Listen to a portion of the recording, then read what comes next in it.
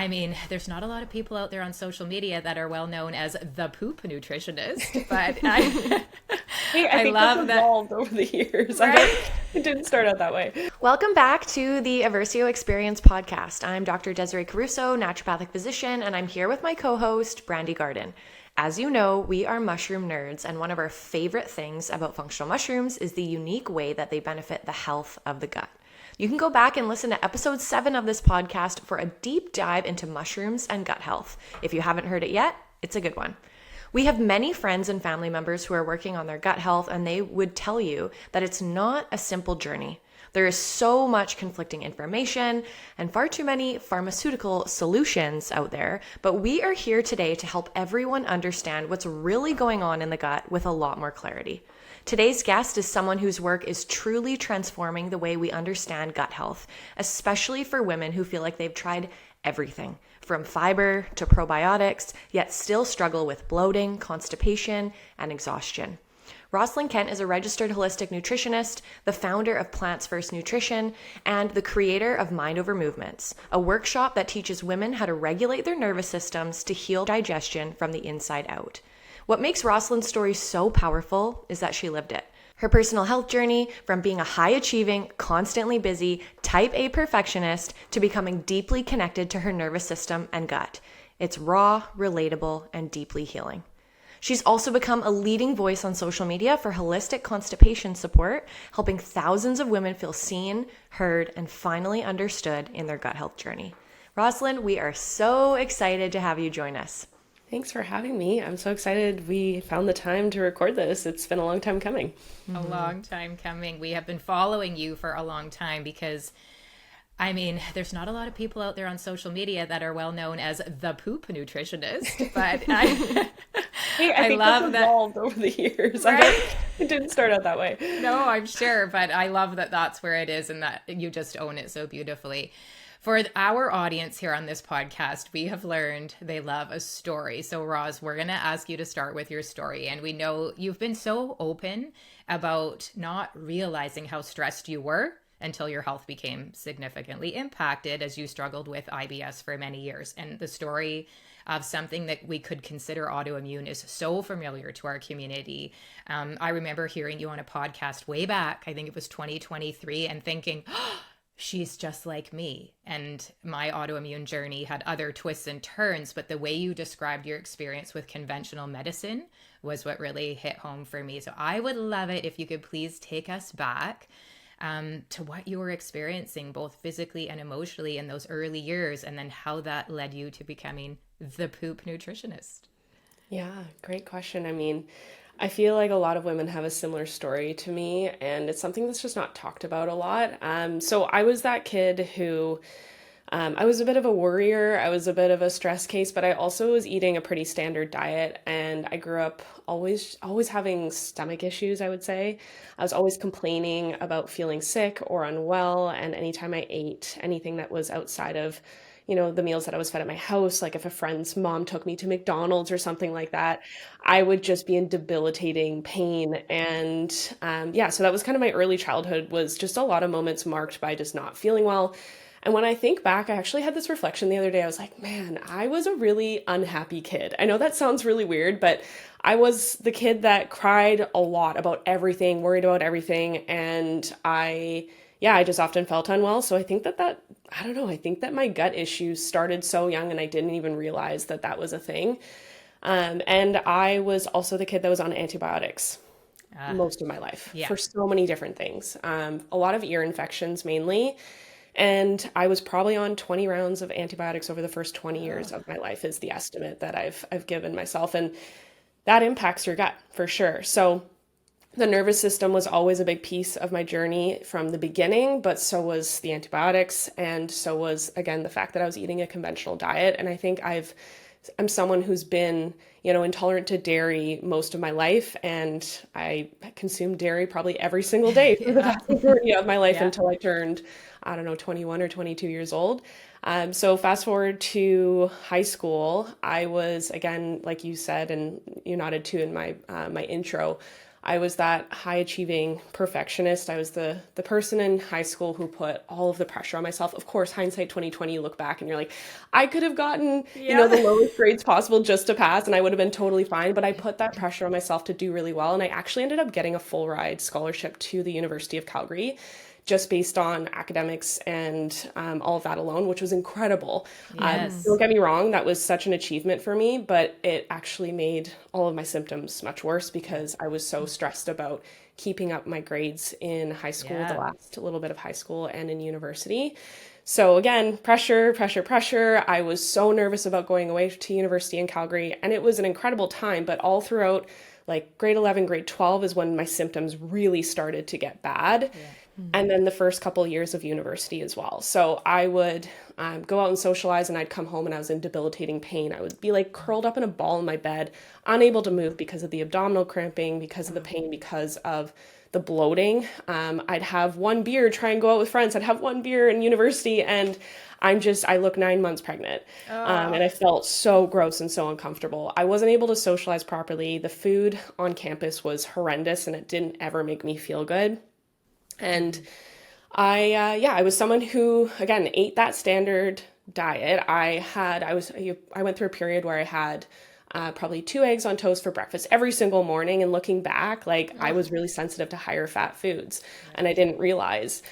Just so many pieces of my puzzle started to make sense for me now, but in the moment, I just ate what I grew up eating, and I lived my life in the best way I could in terms of my social life and trying to balance that, but also getting good grades and trying to keep my scholarship, because every year I had to keep up my GPA to a certain number in order to keep getting that scholarship every single year. So I was going to ask that. So like that, what did you go to school to do? What were you studying? Just communications. So, Okay. I mean, very different than what I'm doing now. It was helpful for some aspects of what I do now. But I think I have a long history of journalists in my family, and I think I wanted to do something in that direction. Okay. I think as a kid, I actually wanted to be a magazine editor. I had family members that worked for like People magazine and stuff, and columnists for the Toronto Star and all that. So I wanted to trend in that direction. I had no idea I wanted to do nutrition, and I had no idea I was going to end up changing my diet to more plant-based and how that would impact me. But yeah, that was the direction I thought I wanted to go in initially. But during last couple of years of high school and then the first few years of university, that's when I started to see specialists for my symptoms. I was like, okay, I need to figure this out. I don't feel well. And I was complaining to my parents all of the time. So I think in that time, I probably saw 6 or 7 practitioners. Oh, wow. I saw a couple of GI doctors. One GI doctor I saw on 2 occasions, and I had to go private because the wait list was like 7-8 months long. And I was like, I can't do this. Yeah. It was $900 Canadian per visit for 45 to an hour long visit. And I was told to do the low FODMAP diet, just as most people are. I was told to stress less. Literally, it was like, you need to manage your stress. And I was like, how? How do I do that? And it wasn't talked about. I was told to take probiotics that I know they were paid to recommend to me. I was told to, I was told to do a lot of the blanket one size fits all solutions. Address the symptoms. Yeah. Yeah, just things that were not helpful to me specifically. I was recommended medications too, and I was a very stubborn person, still am, and I refused. I was like, absolutely not, I'm not taking any medications. And, the GI doctor said, you can do a colonoscopy if you want, but you probably don't need to. This is probably just a classic case of IBS, but nothing beyond that. Nothing about the microbiome, nothing about gut health in general, nothing about elimination of foods in the long term, specifically the low FODMAP diet and how that can negatively impact the microbiome. I didn't do the low FODMAP diet, thank goodness, because I think I would have ended up in a similar situation to a lot of women where they go on this diet and it restricts so many of these foods that are triggers, and it helps temporarily, but people stay on it because they don't know how to reintroduce. And the long-term impact is huge in a negative way. So I also saw dietitians, I saw naturopaths, and I saw nutritionists on campus at U of C. And some of the information was helpful. A lot of it was just, increase your protein, have some, fiber-rich snacks, or, you can try and go lactose-free was the big one that was pushed at me. Just go lactose-free, not dairy-free, lactose-free. So it was, yeah, again, a lot of not very helpful nutrition advice, and a lot of recommendations to manage my stress in no specific way. So that's kind of, that was the tipping point for me in terms of, okay, I hear you. I'm gonna try some of this stuff, but nothing ever stuck. And then it wasn't until fourth year university that I went plant-based. And at first it was for environmental reasons. It wasn't for health reasons. And I started to see my body change. I started to experience shifts in my energy and shifts in my, and just in my gut health for sure, like in terms of the bloating and the gas. And it took a while, don't get me wrong. Like it wasn't just this quick overnight fix. It was me being an imperfect vegan at the start. I had no idea how to cook any plant-based foods. I didn't eat very many beans and legumes and whole grains at first. And my friends thought I was kind of crazy. My parents were so upset with the decision at the time. But it evolved. And over time, I started to feel better. I started to experience those changes, and I started to look into what I needed to be eating in order to have a more balanced plate and a more balanced diet. And then after university, I worked in corporate for a bit, and that's where the stress definitely increased even more. The corporate world is not for me. I'll just tell you right now. I was a rebel. I was told I had to, at one of my jobs, I was told to wear high heels every day. And if I didn't look the part, I was picked out by my boss. And it was so toxic, and I hated every minute of it. So I didn't stay very long in the corporate world. I was working like 2 different jobs over the course of 2 years. And then I was like, I can't do this anymore. So I went back to school. I was like, you know what? We're going to learn about the things that went on in my body and why things changed for me, and why I wanted to learn more about gut health. I wanted to learn more about how I could help other women in that way. So I went to the Canadian School of Natural Nutrition in 2018, I believe, and studied there full time for a couple of years. And then I graduated and started to work with women in the general field of IBS. And then over time it evolved, and I started to focus more on constipation because I realized how many women were dealing with constipation. And it's something that I dealt with. I had IBS-M, so to speak, so mixed between diarrhea and constipation most of my life. It was, alternating between rabbit pellet poops to raging diarrhea and sometimes missed bowel movements. I experienced all the things, but over the years I started to trend more towards constipation until I started to change my diet. So it was something I had experience with, and more women started coming to me with questions about it. So because nobody else is talking about it, because it's not sexy, and especially on social media, where we have a lot of nutritionists that are listening to this right now. So those of you in our community that come because you love hearing from other practitioners, this is such a great example of this niching to something that is part of your lived experience. And you can offer so much value when we let go of the, this sounds weird, and let ourselves be vulnerable. And the first time I saw you, I was like, why is nobody else talking about this? There was so much value in this one post. I think it was an image of you, and then you had like 10 things that most people don't know about constipation. And I was like, I knew none of them. I knew 0 out of 10 of those things. And I'm not somebody who, and I think we could talk about this, but IBS as autoimmune is such an interesting topic right now. We know autoimmunity used to be thought of as like 4 or 5 things, and now we know there are 100 different conditions out there that could be considered.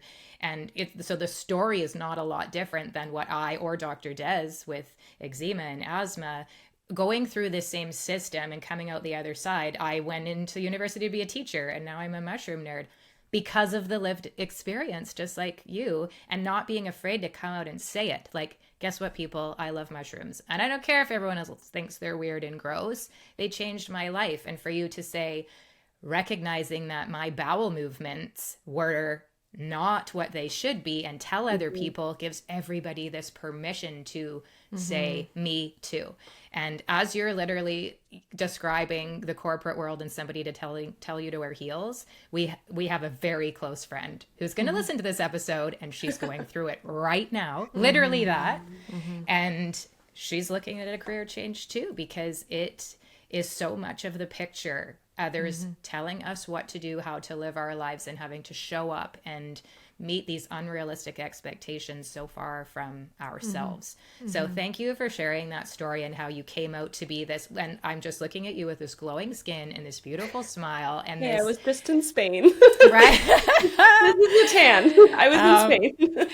In Spain at a wellness retreat where you're living your best life, hiking and not being constipated and worrying about where the next toilet will be, which is so not the life for people dealing with gut health issues that often are related to irregular bowel movements. And I think you're just such a picture of success that I love that we're here. And I love that we're going to get to pick your brain. Thank you. So yeah, Dr. Des, what do you want to know first?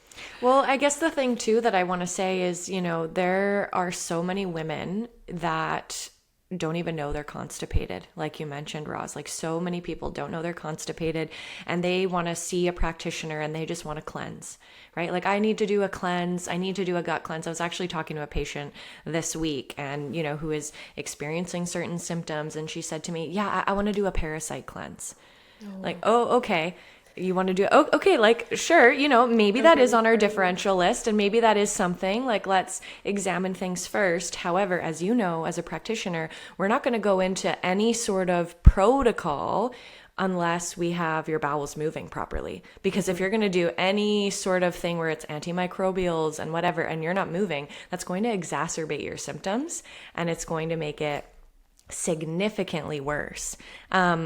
I love how you in particular break down these topics about constipation into such digestible, easy to understand ways. And you help with the steps for people who are really lost on their journey and feel like the gut is where they need to begin. I think a lot of people now are understanding that gut health is so important and instrumental to a wide variety of symptoms they're experiencing and conditions. Like it's instrumental. If you're not pooping daily, you need to make some shifts so that you can be. And like I said, and you said, some people don't even know if they're constipated or not. So for those who are listening and who that resonates with, can you share where you begin when clients will come to work with you? Yeah, absolutely. The starting point is always figuring out how backed up someone is. And let me be the first to tell you, most women have no idea how backed up they are. Because you can be pooping every day, you can be having small bowel movements every day, several times a day even, and you may not be fully emptying your bowels, and that starts to build. And for some women, the symptoms pop up pretty quickly when that happens, and for some women, it doesn't. Meaning I've had clients who we do a transit test, which is the first step that I'm going to talk about. We do a transit test, and their transit time is 3 weeks. I kid you not, 3 weeks. Oh my God. And this one client that I'm thinking of, she, 3-week transit time, no symptoms, like no bloating, I should say, no gas, which is incredible. I mean, I don't know, it's not necessarily a good thing for sure, Right. but it's crazy that can happen. And I think a lot of women don't know, again, how backed up they are. So first step is always to do a transit test. So I literally just have my clients consume a half cup or so of corn. I usually recommend frozen organic corn. Organic corn tends to be a little bit brighter in color, depends, but or canned corn works too. Just not corn on the cob because you're going to chew it too well. And just put that on the side of your next dinner time meal. I always measure from dinner, and then you see how long that takes to see that in the toilet. And sometimes it's the next morning. That means you're not backed up and constipated. So that's the ideal transit time we're looking for, is 12 to 18 hours after consuming that at dinner time. You should see that in the toilet. You're not going to see all of those kernels. You might only see a few, and that's totally fine. But if you're seeing the first sighting of corn 36 hours later, then that's kind of that tipping point where you're experiencing constipation. Up to 24 hours later, I would not consider constipation. So meaning if you have it for dinner on Monday night and you see it on Tuesday morning and Tuesday night, it's usually the last sighting is what we'd consider your true transit time. But that last sighting on Tuesday night, you're having your bowel movement in the evening. That's totally fine, as long as you're also having one in the morning. I do recommend trying to get to a point where you have a bowel movement in the morning, just because that's when something called your gastrocolic reflex is most sensitive. This is a mechanism where your stomach stretches in response to the consumption of food or liquid. Most sensitive in the morning. So having a bowel movement in the morning is ideal. But if your first sighting is in the evening, like if you're pooping in the evening, even if it's the next day, we do want to work on bringing that back up into the morning instead. But yeah, 36 hours or more is kind of what I'd consider constipation. The more, or the longer I should say, it takes to see that corn, the more backed up you are. So if you're testing with corn and you don't see anything, I usually recommend retesting with white sesame seeds. Just add a tablespoon of them to water, stir it up, drink it back. Beets are a little trickier because cooked beets can work, but the coloring can kind of it can travel. So Yeah. you don't want to, I wouldn't trust that as much. Sesame seeds and corn are usually your best bets, and it's typically the last time you see the corn that's going to indicate your transit time. Sorry, words are hard today. Lots of jargon. And then from there, once we figure out how backed up they are, if they're 36 hours or more, usually I'll consider a clear out. A clear out just involves a one-time higher dose of a laxative to clear out that backed up stool. It's it's as intense as colonoscopy prep, but it is something that it's going to clear out your bowels. So we're talking loose stool and diarrhea. It's necessary for a lot of scenarios for a lot of women because, yeah, if you're dealing with 3 days worth of backed up stool, a regular motility agent dose. So motility agent is any herb, laxative, supplement, or medication that predictably gets your bowels moving. So magnesium citrate would be a motility agent. Miralax would be a motility agent, or Restorelax. Magnesium oxide would also be a motility agent. But a regular daily safe dose of a motility agent, which is what I have my clients do next, I want them to take something daily to predictably get their bowels in a rhythm on a daily basis. That daily dose isn't going to do much if you're really backed up. So that clear out is kind of the next step. And then I have them start on a daily motility agent. Sometimes I have them take two things, once in the morning, once at night, depending on their situation and how sensitive they are or how stubborn their gut is. But usually it's one thing I'll have them take, and it's usually magnesium citrate to start, and I'll have them take that in the evening. Now, of course, if anyone's listening, make sure you test your blood levels of magnesium or work with your doctor to figure out what works best for you.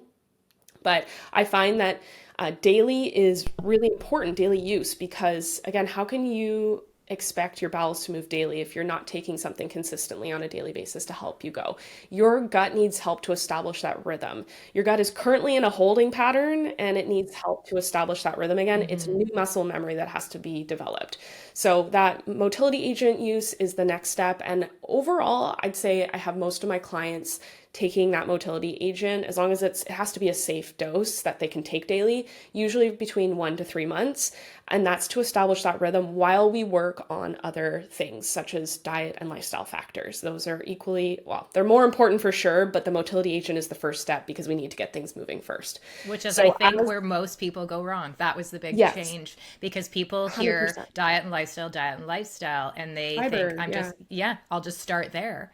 And then you're wasting like 6 months of your life have gone by and no change has happened because there was no rhythm. And we are nature. Nature is all about the rhythm, the cycles, and we are not different than that. We are a part of that. And if your rhythm is off, starting there makes so much sense. So I loved that. That was one of the things on the list. I was like, oh, people are missing this. They don't know about the sesame seeds. They don't know about the corn. This is so much fun. So I think that is going to be a game changer for so many people, to just stop where they're at. Stop doing all of these things that you're doing with your diet that you think are going to change things, and the movement and all these lifestyle things, and just go back. Yeah. Go back, clear out, and then let's go again.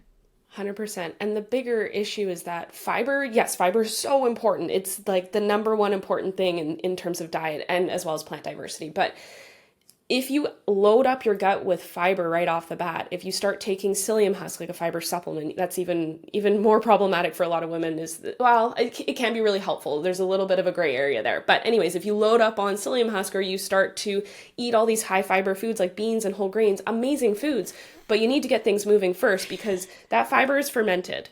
We love the fermentation process. When fiber is fermented, your bacteria ferment the fiber and create short-chain fatty acids. Short-chain fatty acids, butyrate, acetate, propionate, they are going to help reduce food sensitivities and increase the health of your gut lining. There's so many benefits to that. And we want that, but not at the start, because fermentation also releases gas. Yeah. And anytime you add gas into a backed up, constipated system, it's going to make things worse because there's nowhere really for that gas to go. It becomes trapped, and it's going to make you feel distended, not just bloated, distended, where it's like tympanic and drum-like. You feel 9 months pregnant. That's usually going to be the result, as well as, really uncomfortable trapped gas that's difficult to pass. So if you have loaded up on fiber initially, and you wondered why it made you feel 10 times worse, it's probably because you were quite backed up and constipated, and that just made everything worse. And it does actually slow things down, because when you add gas into your system, it not only makes you feel worse, but it also slows things down. It fuels constipation. And backed up stool releases methane gas. That's the number one thing that people need to understand. The more backed up you are, the more methane gas is being released from that backed up stool. And that methane gas is actually fueling constipation. It's not just making you feel bloated, it's fueling constipation. It is a vicious cycle. So we get things moving, and then that's when we start to increase fiber. So I have them work on breakfast first. And so we transition breakfast to one that's dairy-free and higher in fiber, usually a smoothie or oatmeal, something that's balanced. And yes, we're focused on, yes, you've got a smoothie right there. With things like chia seeds and flax. And again, we work our way up slowly, but usually once you get things moving and you do that clear out initially, that smoothie or that oatmeal or whatever higher fiber meal you start to add in first, it's not going to cause nearly as many issues, if at all. So we're focused on foods that are rich in antioxidants, and like berries, for example, and I have them add in like a non-dairy milk, some leafy greens if they're doing a smoothie, chia, flax, like I said, nut butter, all of that goodness. So loading up with fiber at the beginning of your day also is helpful if you're transitioning to a higher fiber diet. So if you are eating a standard American diet right now, like 14, 15 grams a day, which is unfortunately the norm, not even enough to prevent chronic disease, then you want to go slowly. I always recommend starting with breakfast. And then I have clients start to balance their dinner plate a few times a week, maybe 2 to 3 times at most to start. And so I'm having them include a bean or legume, a whole grain, and lots of veggies. And if they're doing, fish or lean meat still as well, we can transition in the beans later. They're trickier to digest for a lot of people, so you do have to go slowly with them. And then, of course, we start to work on other things like sleep hygiene. We work on the nervous system, stress management, and what the practical tools are that I want them to implement in order to, support their enteric nervous system, which is their second gut or second brain, not their second gut, their second brain. So there's a lot of pieces involved, but usually that's the path, that's the trajectory that I have them follow. It's getting things moving, figuring out how backed up they are, getting things in a rhythm and doing that clear out. And then from there, that's when you start to ramp up dietary fiber, focus on plant diversity, start to balance the plate. And then we work at the same time on sleep, stress, all of the things that support the circadian rhythm so that you can have better bowel movements in the morning.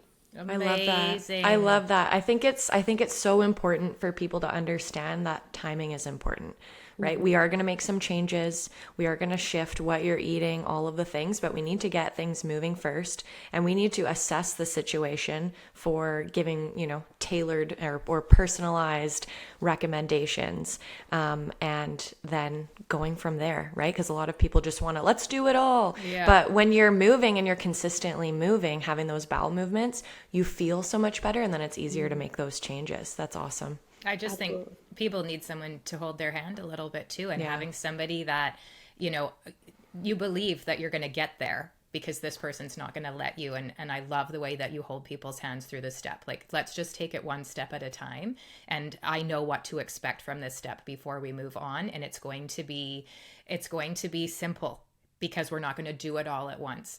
And it's never one thing. And I think so many people think gut health and here's my thing. And it's like people taking over-the-counter drugs and things that are just masking all of the time, expecting to heal. And what you're describing to me is a healing journey of the gut. And I would love for you to add, what about mushrooms? Because we know how much you love working. And I think your 3 that I hear you talk about all the time, reishi, chaga, turkey tail, would be cool. Why those 3?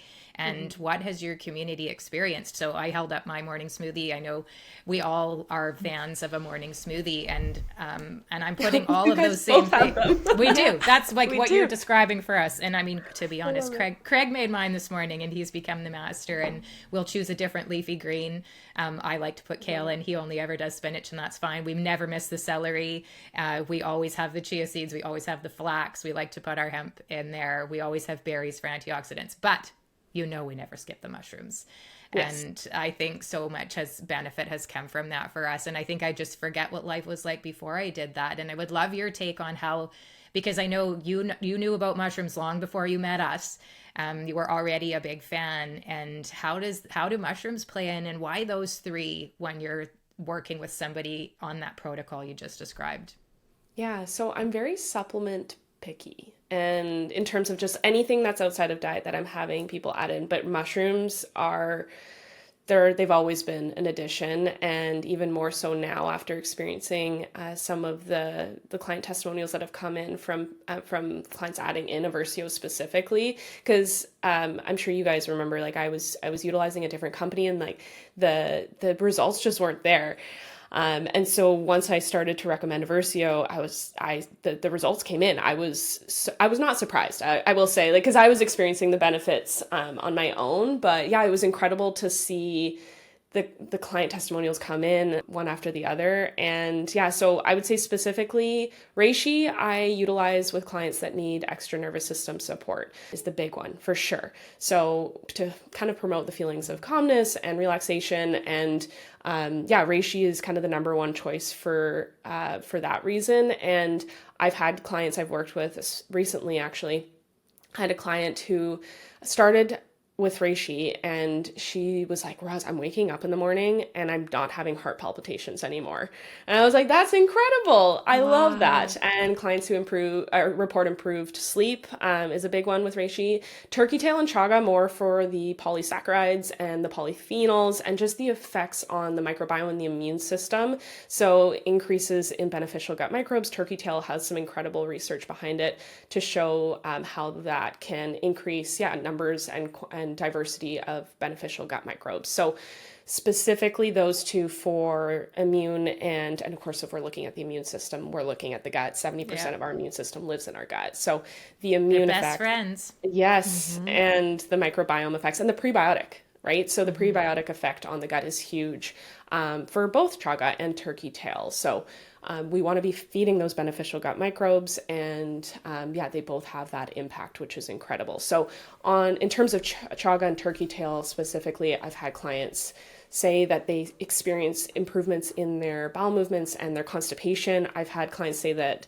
turkey tail and chaga have actually changed the game for them in their constipation more than anything else. And they were the only things that they added in at the time. So yeah, motility agents are incredible, but when we go back to nature and we go back to the basics of what a supplement like medicinal mushrooms can do, it's been incredible to see, and the testimonials, they keep coming in. So I love it. Yeah, I love it's it. been And I know huge support. we talked about, so I go back to the autoimmune piece, and how many, especially women, who I think, we know women are affected by autoimmune conditions so much more often, and we have more gut issues, and there is the connection here. And for me, learning that, yes, I have a genetic predisposition for me, it's psoriatic arthritis, but if there is that lining was something I did not understand. I had heard the word leaky gut. I didn't really understand what was going on. I started using mushrooms. I was able to come off of my pharmaceutical. I'm living this amazing, healthy life. I've got, my gut health. You'd be so proud of me, Roz. I'd get an A+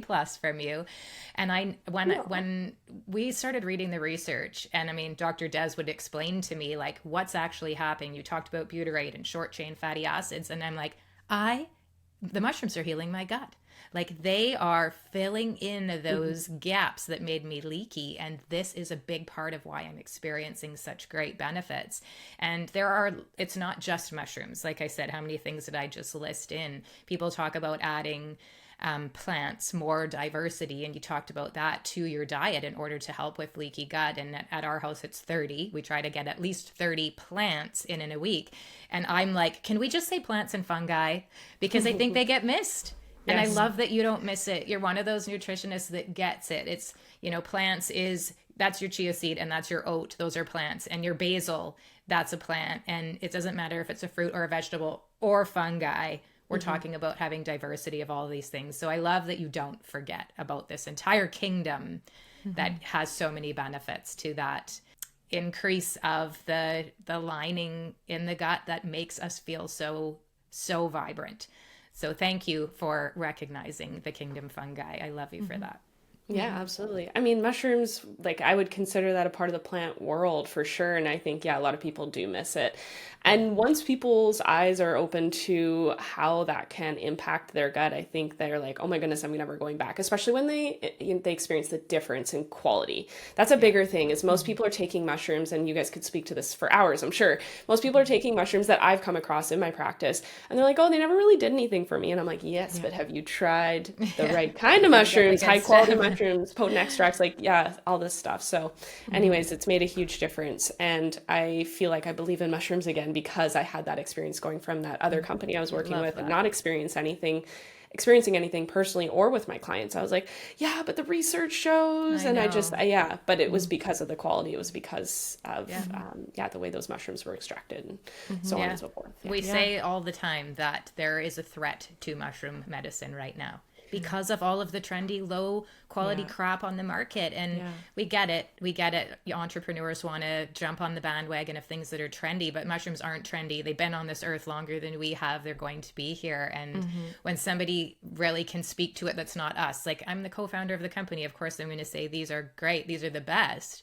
But I'm saying that because of how they healed me. Dr. Desiree will say it because of the experience she had. And to have somebody like you come along and give them a shot and see the difference of it, I hope you know, it just makes it makes my whole year, my whole life to have somebody else experience what we are. And we know, like, it's not just us, the quality, the dose, it really does matter. Yeah, absolutely. Yeah, quality matters, right? Mushroom products. The quality of your microbiome, the quality of your bowel movements, right? All the things. Quality of your life. Totally, yeah. You're worth it. Yeah, Roz, I love that you also share so much wisdom about the microbiome too when you talk on social media, and you have so many free resources. And if you're listening and you haven't checked out Roslyn's free resources, please go to her website, and we'll share at the end of the episode and in the show notes of how you can get those. But I love that there are free resources on your website. But your specialty for gut health has really become constipation. It's been well formed to be constipation, and its connection to the mind too. I love that piece because I think, especially in the conventional medical system, I think there's this disconnect between gut health and, our mental, emotional, and our mind. What eventually clicked for you that, there's this connection? Like, was there a specific moment when you realized that gut health issues aren't just about food or fitness and how much you're restricting, but something deeper like the nervous system? Was it through, clicking with, I have a type A personality and I'm stressing about school? Like, was there a defining moment for you? I think it was when I changed my diet and I wasn't feeling better.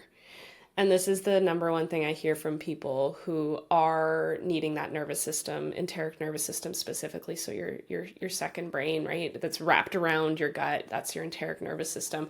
People who need that support, they're often the ones who are just go when it comes to their life, but also when it comes to figuring out their constipation and their gut health issues. They're like, I have tried all of the diets. I've done plant-based, I've done high fiber, I've done plant diversity.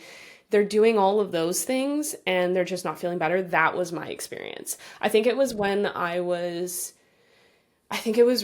was post-university and I was doing like 5 to 6 like HIIT workouts per week. I don't know if either of you, well, more so Desiree probably, but the Bikini Body Guide workouts from Caitlin Smith. Did you ever hear about those? Yeah. Yes. They are bad. I'm not that old. They were DVDs. They were on DVD back in my day. You'd order them and they'd arrive in the mail. All the millennials loved them.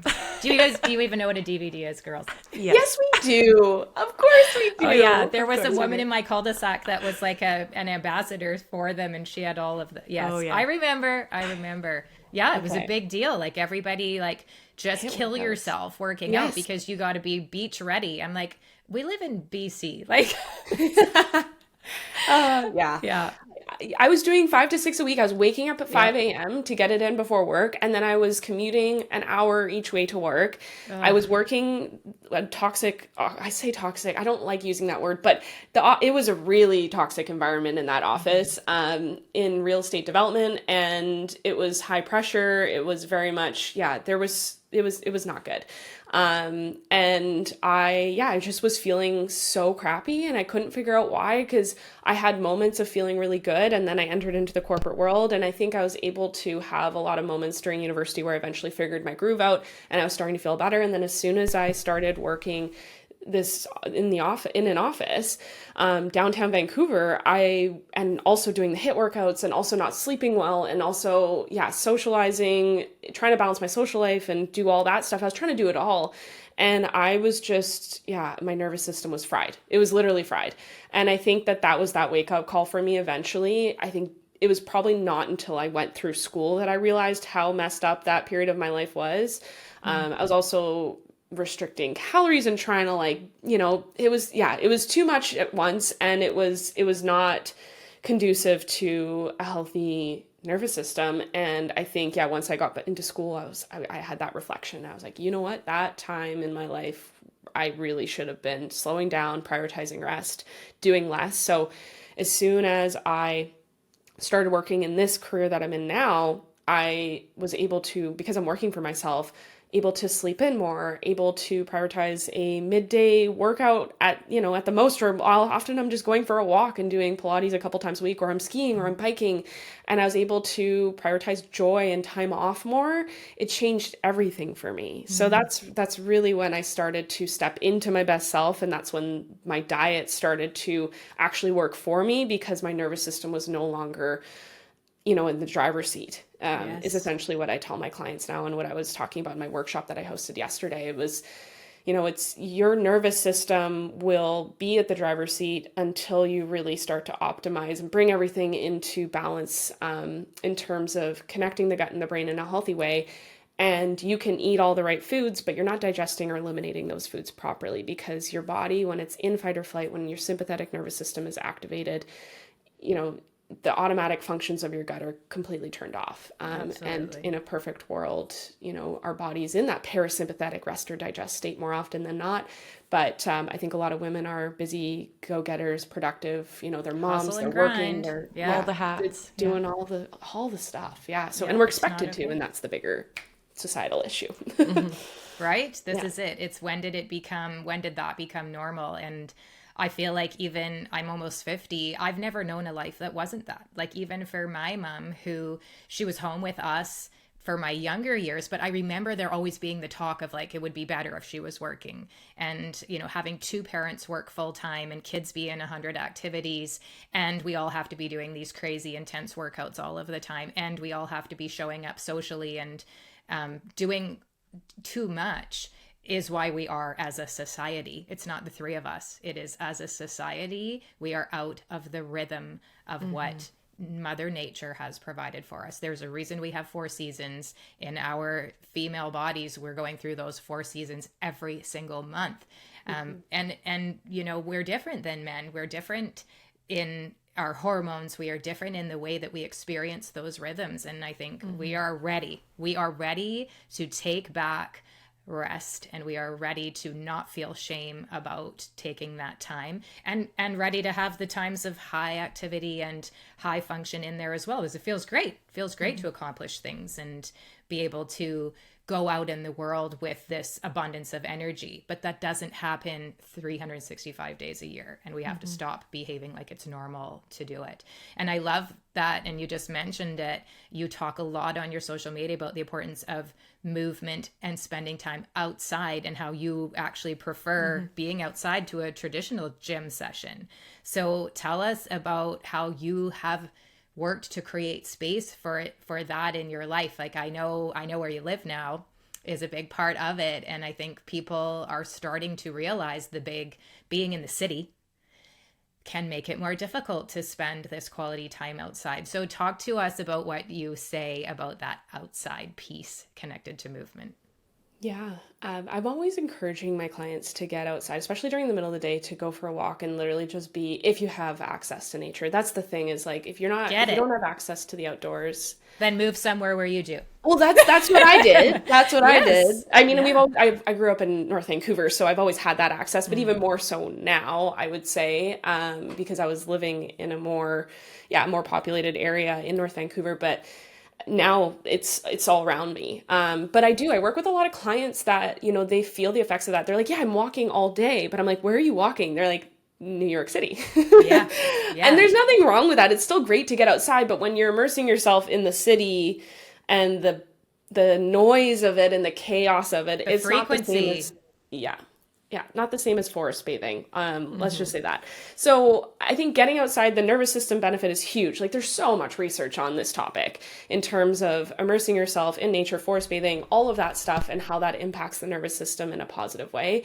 I'm a big advocate for more I don't want to say low, yeah, it's more lower intensity exercise, whether you're riding your bike with friends or going out for a hike or anything that keeps your heart rate on the lower end.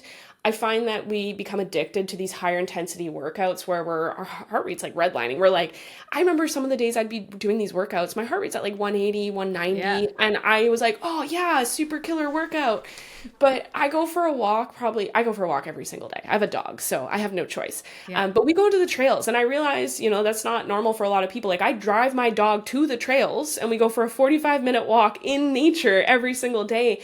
The impact that has had on my nervous system, I don't think I've ever really given enough credit to.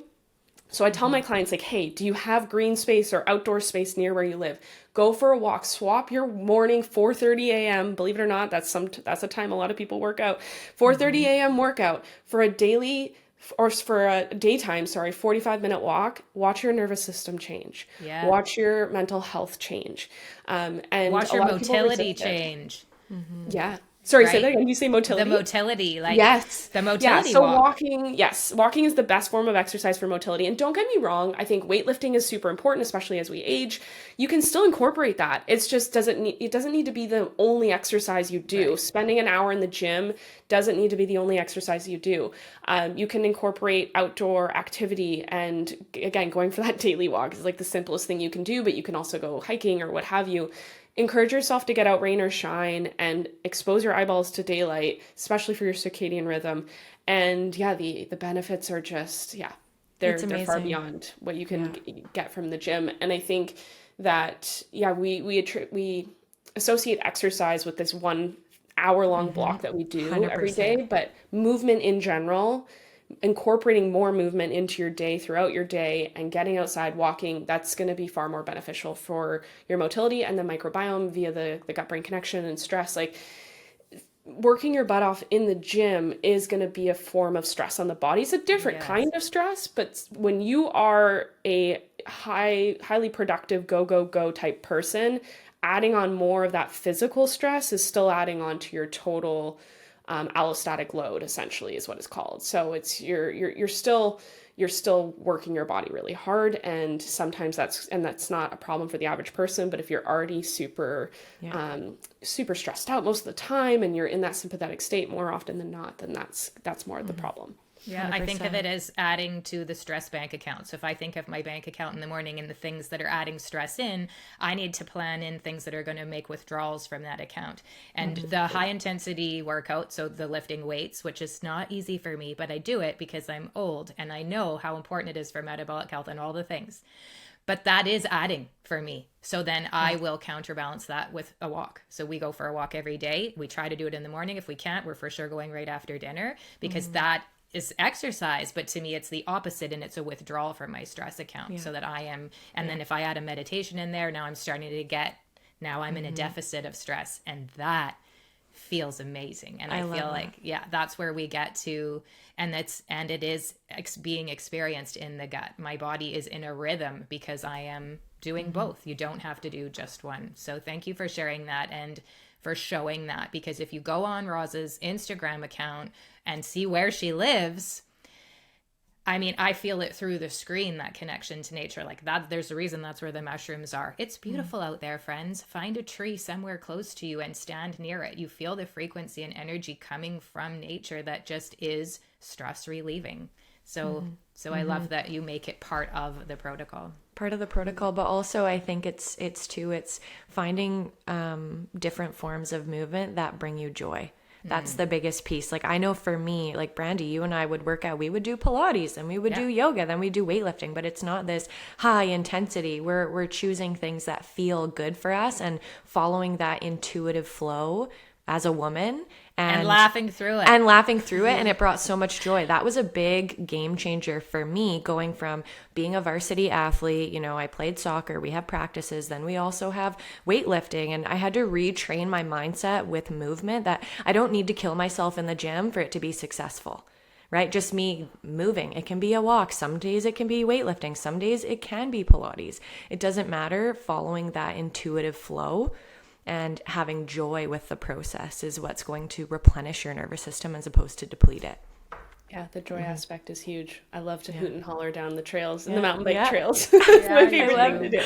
I feel like a kid again. Yeah, totally. Okay, I must ask you about two of the biggest buzzwords in nutrition that's on social media right now, which are sugar and protein. It's clickbait for sure. They're buzzwords. We talk a lot about that at Eversio HQ. What are your take on those topics with respect to gut health, constipation, for sugar and protein? So first and foremost, sugar. I think finding balance in your life is so important. And part of rebalancing your gut is finding joy. I am not going to be the person to tell you to cut out sugar completely ever. I'm going to tell you to have that, I mean, preferably dairy-free for most people, because most people are lactose intolerant. Not everyone, but go for that dairy-free ice cream or have that donut. Like, I find ways to incorporate balance into my life all of the time. I don't restrict myself. And part of feeding yourself is finding things that bring you joy. Now, there does need to be a balance, of course.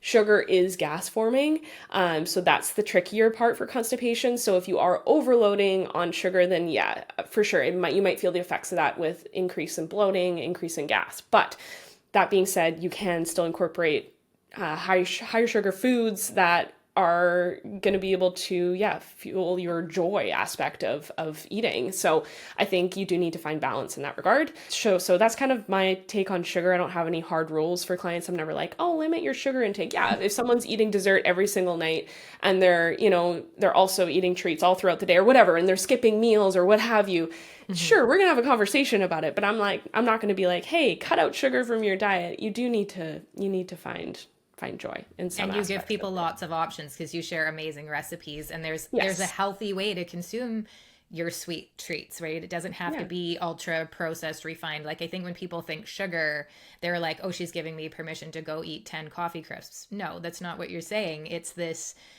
you should experience the joy of eating something sweet. So find things that fit within whatever protocol you're working on. And there's no shortage of options out there. The recipes on our website, the recipes on your website, all of your things, so many delicious things that we should not be missing out on because so much joy. Okay. What about protein?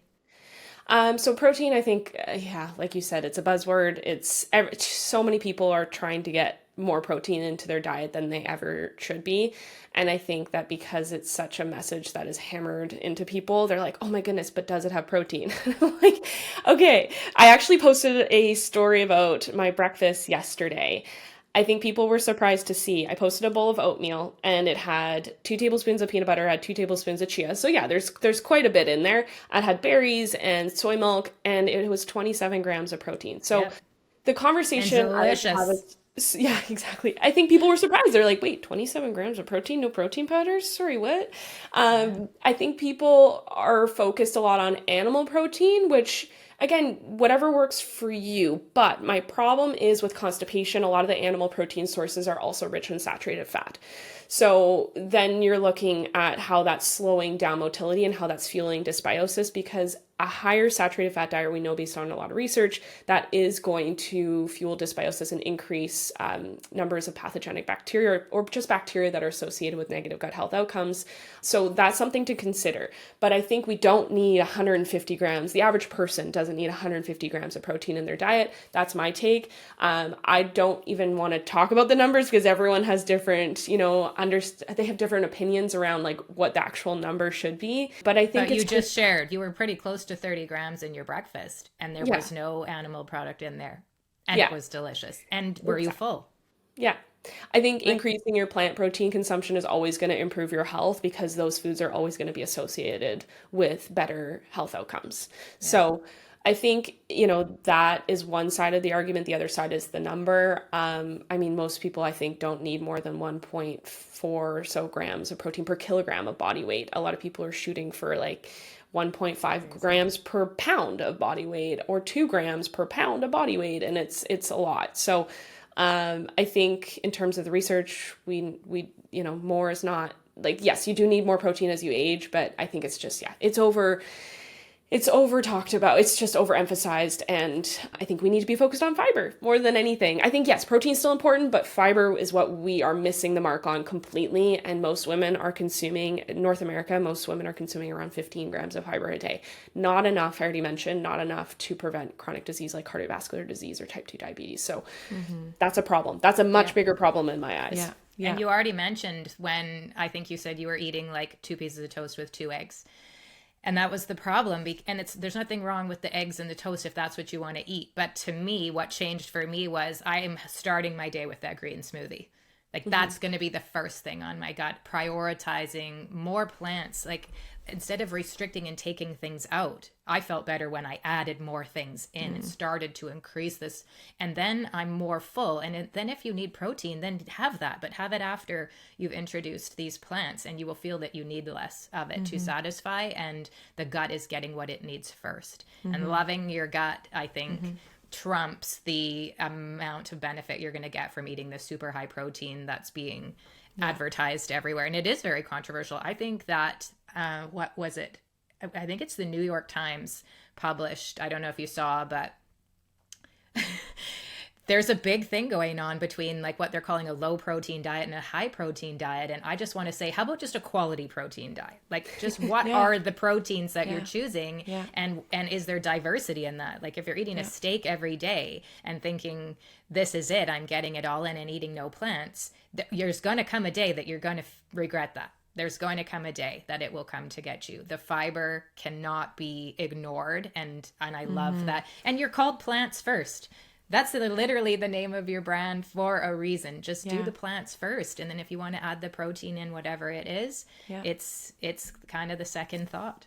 Well, the problem is people associate protein with animal products exclusively. But again, I already mentioned like my breakfast, like you can do both at the same time. And like people forget that all plants do have protein. Yeah, sure, not in the same concentrations. Although if we focus on, organic soy and things like that, way easier to increase those numbers. But it doesn't need to be an either or. You can still focus predominantly on plant-based and reach those protein goals. Absolutely. Yeah. But again, fiber goals should be more of the conversation. And the antioxidants and the polyphenols and all those things that you're getting. It's not just, so it's a much bigger conversation. And I think, 100%. I wish we would just talk about other things, 100%. Well, and the thing is too, is even if you do consume animal products, like you should be plant-based. I consume animal products, but I am plant-based. I eat mostly plants, right? That helps for me personally, right? And I think a lot of people would benefit too if they had plants first. Plants and fungi. We got to and fungi. This kingdom, we got to do some work in the curriculum around the wording. I'm going to work on that. On that. Okay, Ross, I have this last question for you, and it's about sleep, because we can't ignore its importance, and you've already talked about it. And I love that, again, you have posted somewhere along the way the 11 to 7. And I have friends who are like the up at 6, eat at 6, go to bed at 10. And everyone has kind of their sleep thing. My husband's all about the 5 a.m. club. And I tried so hard to be a member of the 5 a.m. club for years. And it just was not me. It was adding stress. It was adding stress for me. And I felt guilt and shame that I wasn't doing it. So I have allowed myself to go back to what feels right for me. And for me, it is go to bed by 11. Like I'm going to bed earlier than that. These days I'm probably going to bed at 10 and reading for an hour, because that is what helps me sleep great. But I'm asleep by 11, and then I'm up at 7. And 1s and 7s are my favorite numbers. So it just fits for me. And I've heard that you say similar things. So tell us about how or why this coordination with your circadian rhythm can affect constipation and can affect gut health. Where does the sleep piece really come in? Yeah, so first off, I want to say that women are going to have a harder time waking up early and sleeping less. Our hormones are super sensitive to changes in sleep schedules and feeding patterns and things. So it's a lot trickier. And I think it's more unrealistic to expect that you can get up at 5 a.m. every night and go to bed. Like you can get 6 or 7 hours of sleep every night chronically and be operating optimally. Yeah. So I think people need to give themselves more grace when it comes to, sleeping. And like sleep is a form of stress management is the biggest thing that I want to hammer home. Like, please just remember that. Like, skip the workout if you're feeling exhausted. Like, don't, and go for a walk during the day instead. Yes.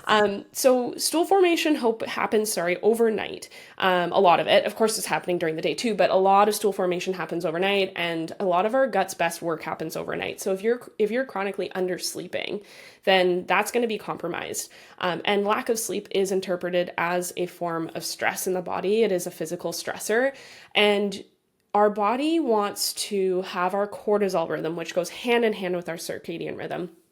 So that our cortisol is roughly highest at 6 a.m. and lowest at 2 a.m., meaning we should be in our deepest sleep around 2 a.m. So if you're waking up between 2 and 3 a.m. constantly and you cannot fall back asleep, could be a cortisol dysregulation issue, could be something to do with perimenopause, or that's a lot harder when you're going through perimenopause to be sleeping through the night consistently, and that's a whole other conversation. But it can happen, girls.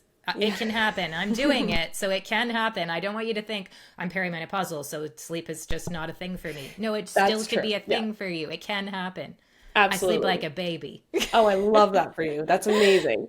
So it could be a cortisol dysregulation issue if you're waking up in the middle of the night, can't fall back asleep, or if you're feeling super exhausted in the morning and wired around like 11 o'clock at night. We should have melatonin production should be ramping up around 9 p.m. So naturally our body wants us to fall asleep around like 10, 11 o'clock, and then waking up between 6, 7 a.m. is perfect depending on when you're going to sleep, right? So women need at least, I'd say 8 hours is kind of the minimum that I recommend to my clients, but it has to be quality sleep. Like I have clients who are like, I'm sleeping 8 hours a night. And I'm like, okay, are you actually sleeping 8 hours a night? They're like, oh, well, no, I'm in bed, but it takes me about an hour to fall asleep. And then I wake up in the middle of the night for an hour. I'm like, girl, you're getting 6 hours of sleep. Yeah. So put on a Whoop strap, get an Oura ring on, and let it tell you how much sleep you're actually getting. Absolutely. And definitely. And when you're not sleeping well, of course, that's going to create negative changes in gut bacteria. So just a side note there. Bowel movements are supposed to be suppressed, bowel movements, like elimination is suppressed around 10 p.m. So we're not really supposed to be pooping in the evening. And sure, if you're having 3 bowel movements in a day, once after each meal, let's say, that's totally healthy and fine. But you don't want your only bowel movement to be in the evening, just because it's going to be easier to eliminate in the morning, like I already talked about at the beginning of the episode.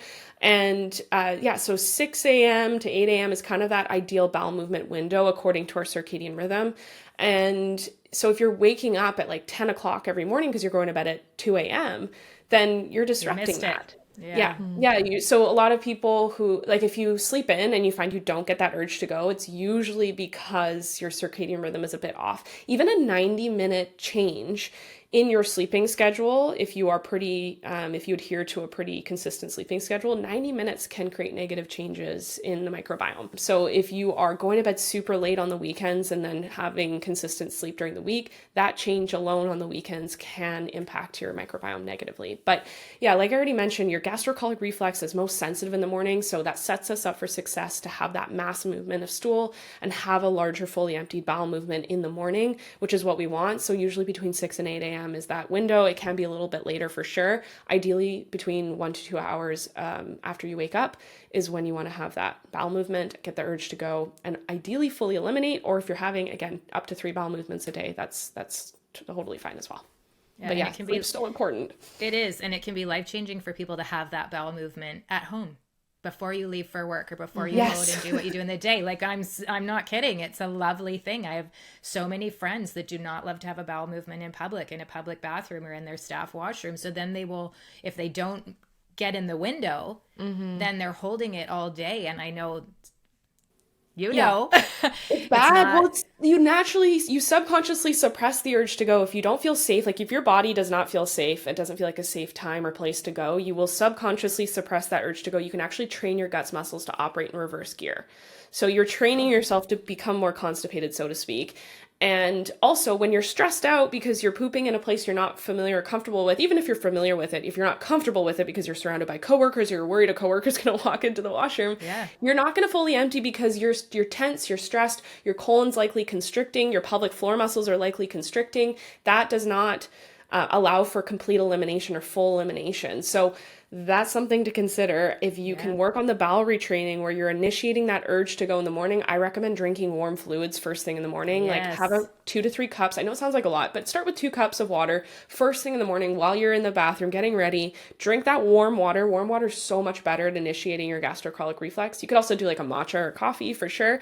But the more fluids you have sitting in your stomach first thing, the easier that's going to trigger the gastrocolic reflex. And then from there, your brain's going to communicate with your gut like, hey, it's time to go. And it triggers that mass movement of stool. So the muscles are going to propel that stool towards your eliminatory organs. And that's going to say like, hey, we need to go. You're going to get that urge and it's going to be apparent. You do have to pay attention to it. Like this speaks to the fact that a lot of women are go busy in the morning, running around, like taking care of everybody else. Exactly. Right? And they don't have the time to go, or they don't make the time to go. So again, you're naturally subconsciously suppressing that urge to go because your body doesn't feel safe. So if you have an extra 20 minutes in the morning where you can drink that water, think about having that bowel movement. I know that sounds weird, but it really does work because you're paying attention to what's going on down there. You can actually feel that urge develop. And when you are sensing that that's happening, you can take yourself to the toilet and see what happens, and wait up to 5 minutes is my big piece of advice there on the toilet. I know it sounds like a long time. You're not pushing, you're not straining, you're just sitting there to see if a secondary mass movement happens if you don't feel like you fully eliminated. But anyways, where you put your attention is where you put your energy. Exactly. And it is magical. And I am a big fan of like, go before you leave the house and get on with your day if you can, because your day is going to be amazing when that's not an extra thing that you have to like, oh, I didn't think about that. And now it's top of mind for you because it can be uncomfortable and stressful, and we don't need more of that. So one more reason to go back to that beginning and well, consider working with Roz. If you're somebody who's been listening to this all along the way and you're like, oh, I want to do all those things, don't do it on your own. Have somebody there to kind of follow you through what's happening specific for you. We're all so different. But that sleep to me is the beginning. You're making the plan before you go to bed. If you want to have a great day in bowel movement land, in gut health land, you're starting to plan that the night before. And it means getting your ass in bed before 11 o'clock, my friends. It's a non-negotiable. You have to sleep. If you're not sleeping, you're not healing, and you're not doing your gut any favors. Thank you for sharing that. Of course. Yeah. Well, Ross, thank you so much for joining us today and for sharing your story so openly. Your journey from burnout to balance is not only inspiring, but it really gives permission for so many women to really slow down, tune in, and take a more compassionate approach with their health. Where can our audience connect with you if they're looking to use your services and, join to be a client or any of your free resources? Where can they find you? Yeah, so primarily on Instagram and TikTok is where you're going to find me. So my handle's the same on both platforms. It's at Plants First Nutrition, all one word. So you can find me there. I'm very active and I respond to DMs as long as they're not buried by DM automation messages from ManyChat. But you can also find me on my website, of course. So plantsfirst.ca is my website, and all my offers are on there. I will note I'm actually not working with clients one-on-one right now, but I have plenty of other offers and ways you can work with me, including my small group program, which has lots of one-on-one time with me integrated into it. I have a challenge that I host every once in a while, and I have one coming up in July that's going to be launching very soon for registration. So it's my 30-day challenge. And then I have workshops. So I've got 3 workshops total that you can purchase, and 2 of them are bundled together. So you'll find all that information on my website, but those are kind of all the ways you can work with me right now, especially going into the summer where I'm prioritizing my nervous system and taking some time off for me, which has been part of the journey. Yes. Absolutely. So, absolutely. And it will change your life. If you heard something in this episode that you loved, go there now. And I would recommend starting on the social media piece, because you share so much wisdom so generously that I know there were things in there. Like I said, I thought it was pretty up on my gut health. I'd been working on healing a leaky gut, and you just bring a whole other level to it. So thank you so much for what you share in the world. It is making people's lives better. And again, thank you for being vulnerable enough to say poop and talk about poop and make poop normalized, because it's going to make all of us feel better. And I think our kids are going to grow up without it being bathroom talk anymore. It needs to come out of the bathroom talk and be just part of life. We're all pooping because we're all eating, and we need to talk about it like you do more often, and make it cool like you do, and make it beautiful like you do. So we appreciate you. We loved this chat. Thank you so much for your time. Have an incredible summer, and we'll catch up again soon. Yeah, thank you so much for having me. Bye, Russ. Bye.